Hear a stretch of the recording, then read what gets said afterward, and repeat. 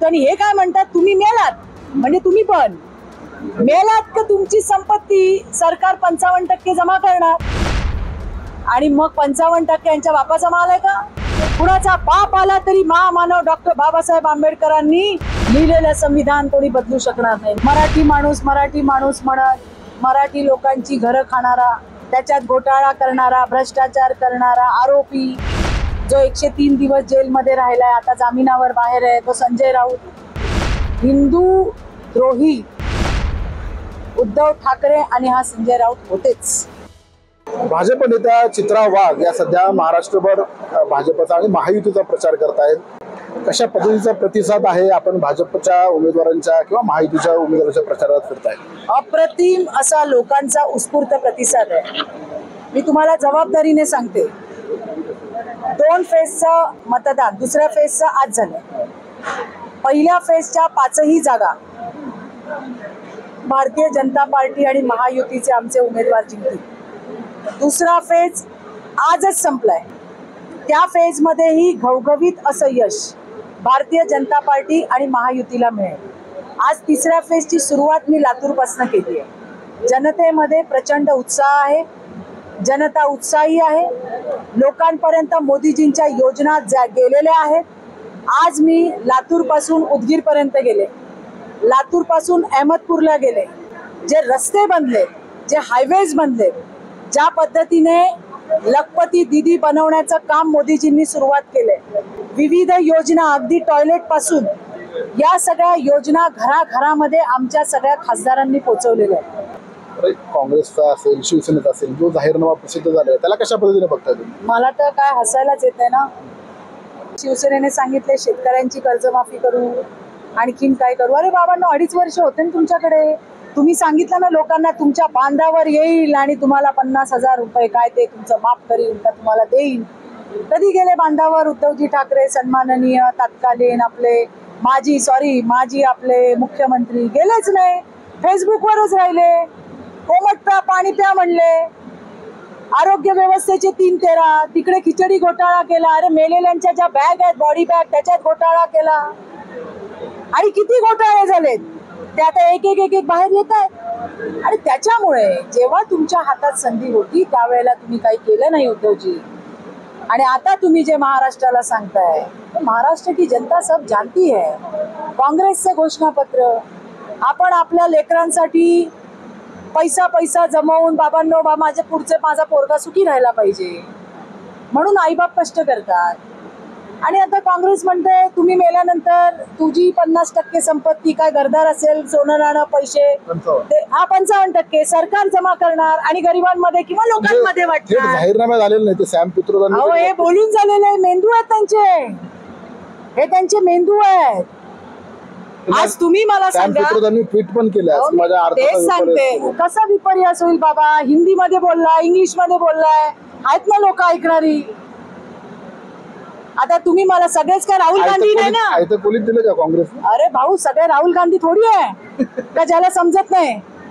मला हे सांगायचंय तुम्हाला, आज तुम्ही गोरगरिबांची किंवा कष्टकरी समाजाची, कष्टकरी लोकांची, त्यांनी कष्टाने त्यांच्या लेकरांसाठी, आज देशातल्या नाही जगातल्या आईबाप काय म्हणेल, मी जे भोगलं कष्ट माझ्या मुलाला नको, आणि म्हणून तो रात्रंदिवस काम करतो. आणि हे काय म्हणतात, तुम्ही मेलात म्हणजे तुम्ही पण मेलात का तुमची संपत्ती सरकार 55% जमा करणार आणि मग 55% यांच्या बापाचा माल आहे का?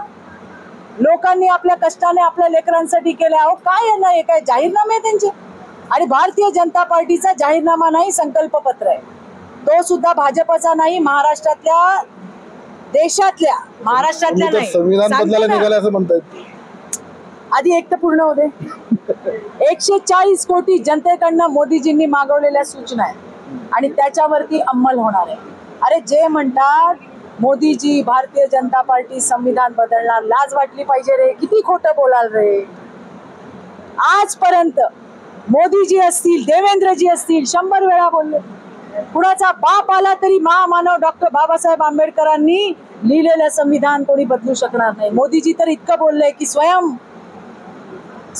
आते हैं आंबेडकर साहब, तो भी वो संविधान बदल नहीं कर सकते. याच्या उलट जे संविधान बदलणार बदलणार म्हणून म्हणतात, त्या काँग्रेसने 80 अमेंडमेंट केले आहेत संविधानात.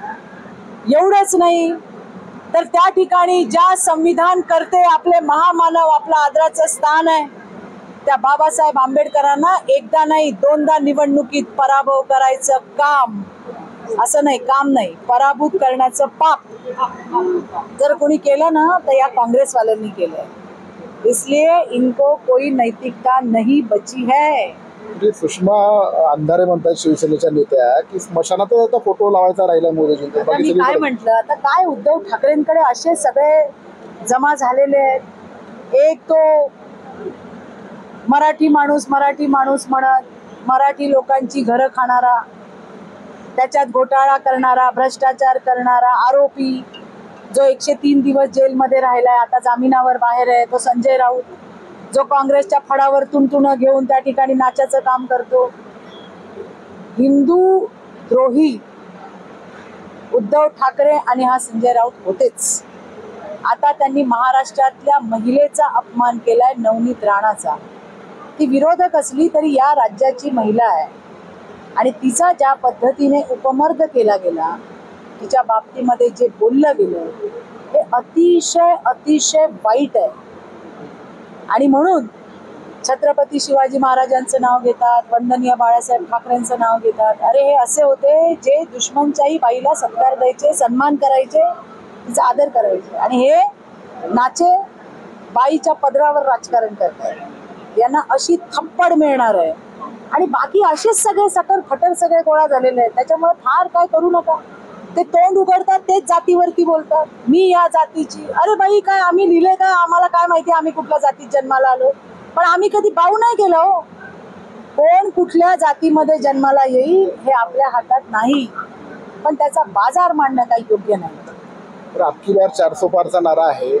महाराष्ट्रामध्ये किती पार करणार? बघा, आमचे नेते, राज्याचे उपमुख्यमंत्री सन्माननीय देवेंद्रजी आणि आमचे प्रदेश अध्यक्ष बावनकुळे साहेब यांनी 45चा नारा दिलेला आहे की कमीत कमी महाराष्ट्रातनं 45 जागा 48 पैकी आपल्याला मोदीजींना द्यायच्या आहेत. मोदीजींच्या योजना विरोधकांच्या सगळ्या बाणांना आणि सगळ्या वारांना आमच्याकडे एकच आहे, ते म्हणजे आमचे मोदीजी. किस्सा सांगते, तिरोड्याला गेले होते मी, दुर्गम भाग, आणि त्या ठिकाणी एक 80 वर्षाची म्हातारी आजी, जिच्या तोंडात दातही नाही. आम्ही पॅम्पलेट वाटत होतो, ती फार इंटरेस्टने बघत होती. म्हणून मी तिला म्हटलं, कोण ओळखीचं वाटतंय का? ती म्हटलं आहे ना, हाऊजी, त्यांच्या भाषेमध्ये आहे ना जी, हाऊ ना जी, हाऊ ना जी. मी म्हटलं कोण आहे? ती म्हणे आहे ना, आमचा मोदी आहे ना. तिने असा बोट दाखवलं. माझ्याकडे आताही फोटो आहे, हे तो फोटो दाखव रे. आता आपला देगलूरचा, त्या म्हाताऱ्या आजी सगळ्या जमल्या. मी जात होते, त्यांनी गाडी थांबवली, हातामध्ये पॅम्पलेट दिले. मी म्हटलं काय आजी, कोणी दिलं तुम्हाला सगळ्या योजना, कोणी दिल्या? त्यांचं बोट आहे ना, ते मोदींच्या फोटोवर आहे, दाखवते तुम्हाला मी. आता ही बघा, मी निघाले आणि तिने गाडी थांबवली. ही लाल रंगाची डोक्यावर हात घेतलेली आजी तुम्हाला दिसेल आणि तिचं बोट कुणाच्या फोटोवर आहे हे तुम्ही बघा. हे आहे नरेंद्र मोदींचं काम आणि त्यांच्या योजना. आणि म्हणून मला तुम्हाला सांगायचं की विरोधकांनी कितीही आदळापट केली तरी सुद्धा आएगा तो मोदी. तर आणखीन एक गांधी परिवारातली महिला आता निवडणुकीच्या रिंगणात उतरणार आहे, प्रियंका गांधी. काही शुभेच्छा तुमच्या? नाही आहेत ना, तुम्हाला सांगितलं ना, संविधान पे हम चलते हैं, सबको अधिकार है. तिच्या भावाला आमच्या स्मृतीताईंनी हलवलं नाही का तिकडून? पळायला लागलं अमेठी सोडून, तो बिचारा खाली गेला केरळला. त्याच्यामुळे तिलाही शुभेच्छा आहेत. आजमा के देख लो, कोई बात नाही. उदगीरला येतं 27ला, येऊ दे ना. मी वाचलं देश की आंधी, मी म्हटलं ही आंधी घेऊन उडणार आहे. 50-50 तुमचे 50% संपत्ती जी लेकरा बाळांची आहे. आजच तिथल्या महिलांशी मी बोलली आहे, तुमच्या लेकरा बाळांसाठी प्रसंगी उपाशी राहून पोटाला चिमटा काढून जी तुम्ही काही संपत्ती जमा केली आहे, काँग्रेसचं सरकार आल्यानंतर ते सरकार जमा होणार आणि लोकांमध्ये वाटणार आहे. आणि आम्ही बायका फार हुशार असतो, फार हुशार असतो, तुम्हाला असं वाटतं, पण आमची ताकद दोघांनीच ओळखली. एक महामानव डॉक्टर बाबासाहेब आंबेडकर आणि दुसरे आमचे मोदीजी, जे आमच्यासाठी उभे आहेत, ज्यांनी आम्हाला हक्क दिले, अधिकार दिले. कुणाला जवळ फटकू द्यायचं आणि कुणाला द्यायचे प्रसाद हे आम्हाला फार चांगलं कळतं. धन्यवाद. या होत्या भाजप नेत्या चित्रा वाघ. शशिकांत पाटील, टाइम्स नाव मराठी, लातूर.